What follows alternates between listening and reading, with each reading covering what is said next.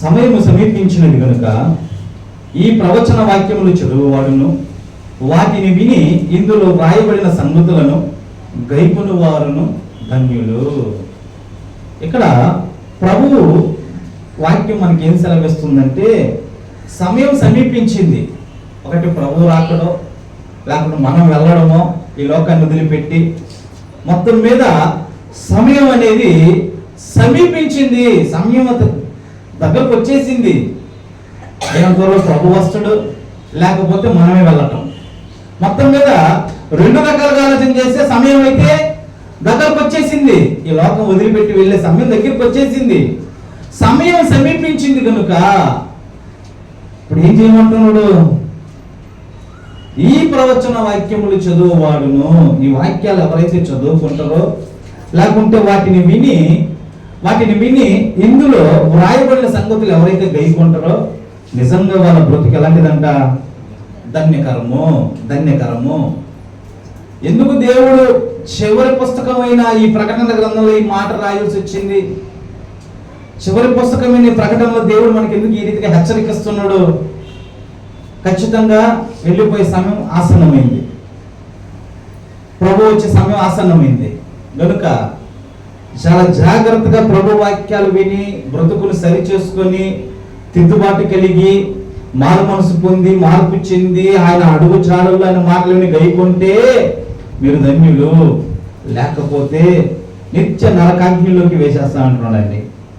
కనుక దేవుని రక్తం చేత కలగబడిన మనము, దేవుని రక్తం చేత కొనబడిన మనము, మన బ్రతుకులు ఎలా ఉండాలంటే దేవుడు ఏదైతే మన జీవితంలో ఆశిస్తున్నాడో దాని ప్రకారం మనం జీవించాలి. ఏమని ఆయన నేను పరిశుద్ధుని కనుక మీరు పరిశుద్ధులుగా ఉండమన్నాడు. ఈరోజు పరిశుద్ధత అనే మాట దగ్గరకు వచ్చిన తర్వాత పరిశుద్ధత అనేది ఎవరితో కనపట్ల, కేవలం ఈరోజు బూటకం అయిపోయింది. మొత్తం బూటకంగా ఉంది.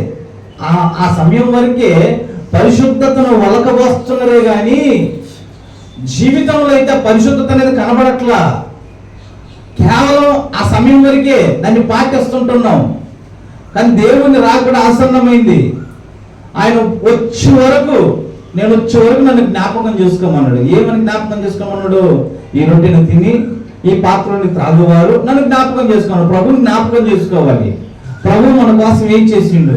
ఆయన ఈ లోకానికి ఎందుకు వచ్చిండు?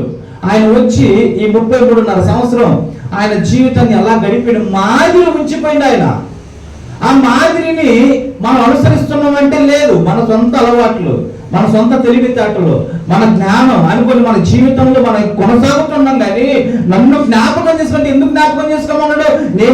ఎలా అయితే నేను బ్రతికినానో, నేను ఎలా అయితే జీవించినానో దానిని మీరు జ్ఞాపకం చేసుకొని నన్ను మీరు ధరించుకోండి అంటే ప్రభువును ధరించుకున్నట్టే ఉంది. కానీ ప్రభువుని ధరించుకోవట్లా.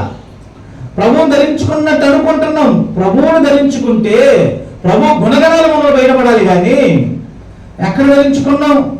కనుక సమయము సమీపించింది.